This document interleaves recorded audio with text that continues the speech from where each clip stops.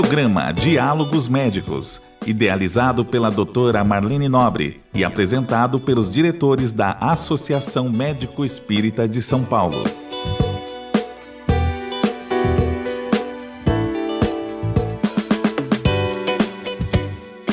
Olá, amigos da Rádio Boa Nova. Estamos voltando à nossa discussão, que aliás está super interessante, a respeito do livro Mensageiros. A gente, no bloco anterior, estava falando um pouco sobre a questão do estado mental, né, de André Luiz, frente a tantas novidades, a tantas vivências, ao retorno ao celular e as frustrações, né, que assaltaram ele. Então, vamos dar prosseguimento aqui ao capítulo 1. Então, Narcisa, depois de ter perscrutado o estado espiritual de André e vendo as lágrimas silenciosas dele, acentuou: encha sua taça nas águas eternas daquele que é o doador divino. Além disso, André, todos nós somos portadores da planta do Cristo, na terra do coração. Em períodos como o que você atravessa, há mais facilidade para nos desenvolvermos com êxito se soubermos aproveitar as oportunidades. Enquanto o espírito do homem se engolfa apenas em cálculos e raciocínios, o Evangelho de Jesus não lhe parece mais que repositórios de ensinamentos comuns. Mas, quando se lhe despertam os sentimentos superiores, verifica que as lições do Mestre têm vida própria e revelam expressões desconhecidas de sua inteligência, à medida que se esforça na edificação de si mesmo como instrumento do Pai. Quando crescemos para o Senhor, seus ensinos crescem igualmente aos nossos olhos. Vamos fazer o bem, meu caro. Encha seu cálice com o bálsamo do amor divino, já que você pressente os raios da alvorada nova, caminhe confiante para o dia. E conhecendo meu temperamento de homem amante do serviço movimentado, acrescentou generosa: você tem trabalhado bastante aqui nas câmeras, onde me preparo por minha vez, considerando o futuro próximo na carne. Não poderei, portanto, acompanhá-lo, mas creio deve você aproveitar os novos cursos de serviço instalados no Ministério da Comunicação. Bom, acho interessante, assim, que Narcisa é uma grande psicóloga. Primeiro, como você mesmo falou, ela conseguiu traduzir todo o sentimento do espírito de André Luiz, que apesar dele estar iluminado, né, por todo o amor divino, por todo o conhecimento que ele havia adquirido com as experiências de sofrimento que ele teve, ele estava esvaziado dos sentimentos do mundo, como ela coloca aqui. E isso a gente pode observar, muitas vezes, em muitos pacientes que vêm até nós também dentro do centro espírita, dentro dos nossos consultórios médicos, né? Os pacientes vêm muito deprimidos por grandes perdas. E sem esse conhecimento do amor divino, muitas vezes, né? Deprimidos no sentido de separações, ou da morte de um ente querido, ou da perda de um emprego que o deixou sem condições de manter a família material. E nessas questões pessoais mesmo, a gente sabe que a falta do magnetismo do outro, né? Do magnetismo pessoal do outro, provoca em nós uma sensação de um grande abandono, que é o que ela coloca aqui quando ela fala, né? Que o coração de André Luiz era um cálice luminoso, ele mesmo pensa sobre isso, porém ele estava vazio justamente pela perda que ele teve dessa família que ele considerava dele. Que até então o objetivo dele era voltar para a família. Era reencontrar para a família, viver junto com a família e se reencontrar ali naquele cadinho familiar. E isso acontece muito, né, em pessoas que vêm nos procurar também.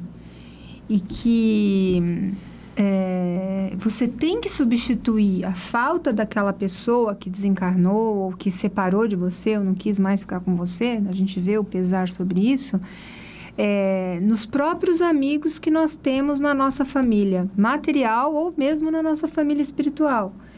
E uma das coisas que Narcisa aqui vai aconselhar André é que, além dele manter essa amizade, você vê que Narcisa iria reencarnar e não iria poder continuar sendo essa amiga tão próxima a ele, que ele trabalhasse e que ele né, arregaçasse as mangas e fosse trabalhar para o bem.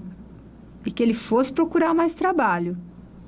Que só as câmaras de retificação para ele não eram o suficiente, né? Então, isso é uma das coisas que a gente sempre coloca, trabalho no bem. E quantos de nós sabemos que só vamos melhorar a partir do momento que trabalhamos? A ideia de que, não, eu primeiro preciso melhorar psiquicamente, espiritualmente, preciso tomar paz, quando eu estiver melhor eu vou trabalhar. Não, é muito pelo contrário. A melhora só vai vir com o trabalho. É uma via de mão dupla, né? A gente busca o tratamento daquilo, mas ao mesmo tempo o trabalho nos refaz, nos faz melhorar ainda mais. É que muitas pessoas acho que ainda veem a possibilidade do trabalho como uma barganha, né? Bom, então se eu trabalhar direitinho aqui, fizer caridade, eu vou estar conseguindo pontos para quando eu desencarnar.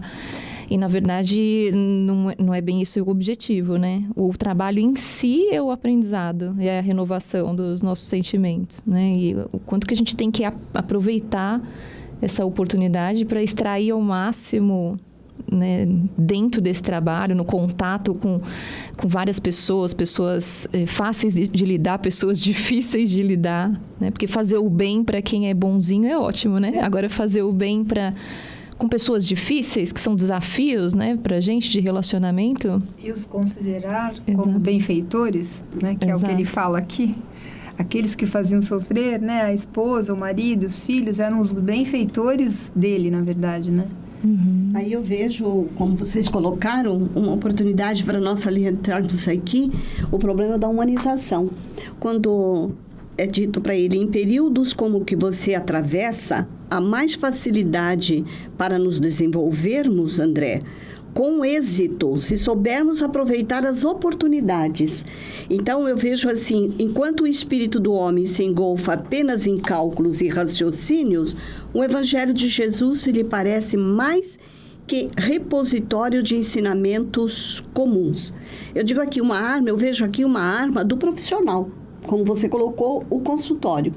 No consultório, você tem a oportunidade de sair um pouco deste mundo em que nós vivemos, aqui somente da análise fria das coisas, né? E muito distante do Evangelho do Cristo. E quando estamos diante do profissional, dos pacientes, e podemos fazer algo por eles, seria mais nesse sentido, né? Da doação, da humanização, de poder doar de si o que houver de melhor para que ele se toque, para que ele se condoa, para que ele se sinta realmente magnetizado de alguma forma pelas nossas expressões em direção a ele, né?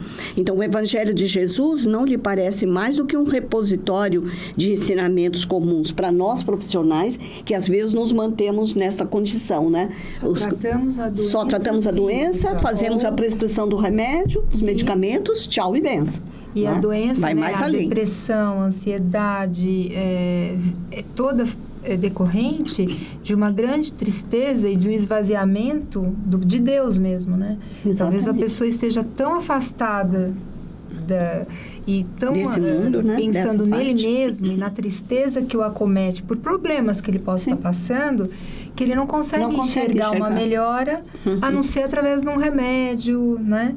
E isso tudo faz parte do tratamento, mas o oferecimento e a sugestão do trabalho no bem é a grande ferramenta que vai realmente tirar o indivíduo dele mesmo, né? E está nas mãos do profissional, né? Quando você desperta os sentimentos superiores, verifica que as lições do mestre têm vida própria e revelam expressões desconhecidas da sua inteligência, à medida que se esforça na edificação de si mesmo. Você consegue, né, tocar no indivíduo para que ele tente se modificar, se transformar. É uma ajuda a mais, além dos medicamentos, além de passar os teus conhecimentos, não é? Rafa, você que tem essa experiência junto dos pacientes psiquiátricos, você acha que quando você toca nesse assunto do trabalho voluntário, no trabalho no bem, isso surte efeito?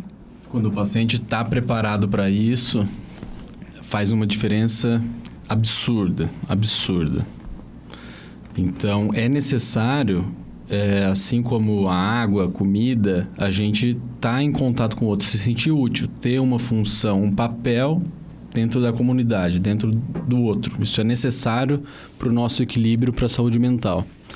E mesmo sem ser trabalho voluntário, por exemplo, está tendo uma política pública atual de colocar dentro da lei de trabalho pessoas com deficiência, lei de cotas, que toda empresa tem descontos de impostos de acordo com essa empregabilidade, pacientes com transtornos mentais, por exemplo, esquizofrenia, transtorno bipolar grave, autismo, principalmente esquizofrenia.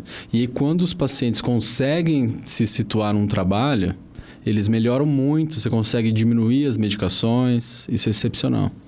E pacientes menos graves, né, fazem um trabalho voluntário, mesmo que seja semanal, isso faz uma diferença absurda. Inclusive, já dei algumas altas através dessa ferramenta. Nós, essa semana, tivemos a discussão no centro, na nossa casa espírita, de um paciente autista que ele vinha, né, já grande, um menino de uns 20 e poucos anos, e ele foi convidado por um orientador da nossa sala de desobsessão para que ele fosse um passista dentro da sala. Porque era um menino que só vivia dentro dele mesmo, a família é do nosso centro, e ele começou assim a dar passe no trabalho de desobsessão. E ele começou a manifestar vontade de sentar na mesa também, o paciente. E ele acabou fazendo um tratamento conosco para saber qual era a opinião do nosso orientador espiritual. E o que ele colocou foi justamente isso, que ele provocou lesões a nível do cérebro perispiritual, que ele trazia na vida atual, que o afastavam das pessoas. Ele se mantinha ensimesmado naquele mundo dele, como se fosse um caramujo mesmo. E que o fato dele, no momento do passe, se conectar com o outro, ele estava fazendo esse exercício de melhora. É lógico que talvez ele não consiga fazer o exercício de melhora que a gente conseguiria em outro tipo de paciente. Mas já era um fato dele estar saindo dele mesmo em função de ajuda no outro. A questão do desenvolvimento mediúnico, ele disse que era até possível que em algum momento ele pudesse se utilizar dessa ferramenta também, mas que no momento o mais importante era estimular o trabalho voluntário, seja ele na nossa creche, onde quer que seja, e também esse trabalho dentro do espiritual dando passes. Talvez isso possa ser muito criticado dentro de outras casas, onde acham que a gente tem que realmente estudar 8 anos e saber muito da doutrina e ter o conhecimento para isso. Mas o que ali ele nos orientava é que tinha que extrair daquele coração a vontade de ajudar. E que se ele se sentia feliz assim, era uma forma dele tratar a sua própria doença. A gente relativiza a burocracia em prol da melhora desse coração. Sim. Então, Narcisa diz, você deve aproveitar os novos cursos de serviço instalados no Ministério da Comunicação. Muitos companheiros nossos habilitam-se a prestar concurso na Terra, nos campos visíveis e invisíveis ao homem, acompanhados todos eles por nobres instrutores. Poderia você conhecer experiências novas, aprender muito e cooperar com excelente ação individual. Por que não tenta?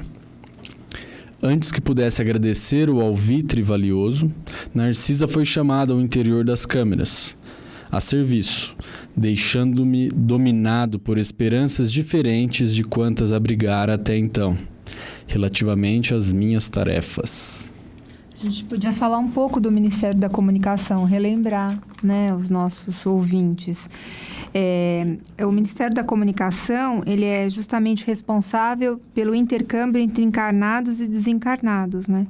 E foi aonde André Luiz justamente escreveu toda a sua obra. Toda essa obra foi escrita no Ministério da Comunicação. Então, os médiuns que reencarnam hoje, todos passaram pelo Ministério da Comunicação de suas colônias. E lá receberam a orientação para que viessem e realizassem esse trabalho importante da comunicação entre encarnados e desencarnados. Como também prepara médiuns e doutrinadores para o trabalho de desobsessão. E nós consideramos que a nossa rádio, que toda essa comunicação que fazemos, também faz parte do Ministério da Comunicação. Nós temos aqui um exemplo, além de nosso lar, nós temos uma colônia próxima à Baixada Santista, que é a colônia Alvorada Nova, aonde o coordenador é Caibar Schutel, coincidentemente o mesmo nome do nosso centro. Sim. E nós sabemos que essa colônia, ela tem como grande função o encaminhamento de médiuns, o tanto que a gente vê um grande número de centros espíritas na Baixada Santista, e o nosso é bem próximo também, né? Ele fica próximo até a estrada que leva à Baixada Santista. Então, podemos nós também sermos, talvez, vindos da colônia de Caibar. Aí fica uma pergunta, mas isso não importa muito. Mas a função, justamente, é de trazer esses médiuns para o trabalho de comunicação entre encarnados e desencarnados. Muito bem. E agora entraremos no capítulo 2, chamado Aniceto. Então André diz: comunicando meus novos propósitos a Tobias, verifiquei a satisfação que lhe transpareceu do olhar. Fique tranquilo, disse Tobias bondoso. Você possui a quantidade necessária de horas de trabalho para justificar o pedido. Temos, por nossa vez, grande número de colegas na comunicação. Não será difícil localizá-lo com instrutores amigos. Conhece o nosso estimado Aniceto? Não tenho esse prazer, disse André. É antigo companheiro de serviço, continuou Tobias. E esteve conosco na regeneração há algum tempo. Em seguida, devotou-se a tarefas sacrificiais no Ministério de Auxílio e hoje é instrutor competente na comunicação, onde vem prestando concurso respeitável. Conversarei a respeito com o ministro Genésio. Não tenha dúvidas, seu desejo, André, é muito nobre aos nossos olhos. O prestimoso companheiro deixou-me num mar de contentamento indefinível. Comecei a compreender o valor do trabalho. A amizade de Narcisa e Tobias era tesouro de inapreciável grandeza, que o espírito de serviço me havia descortinado ao coração. Novo setor de luta, desdobrar-se-ia a minha alma. Não poderia perder a oportunidade. Nosso lar estava cheio de entidades ansiosas por aquisições dessa natureza. Não seria justo entregar-me de boa vontade ao nosso aprendizado?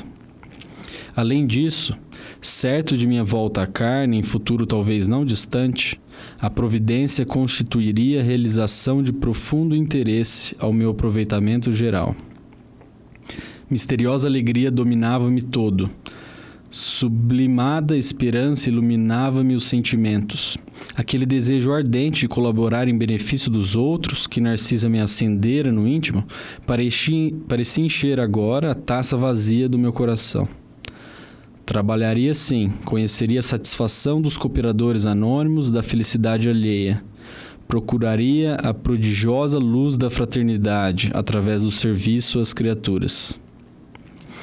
É muito bacana ver que André se ilumina frente a uma nova possibilidade e seu coração se enche de ânimo, de esperanças e de motivação.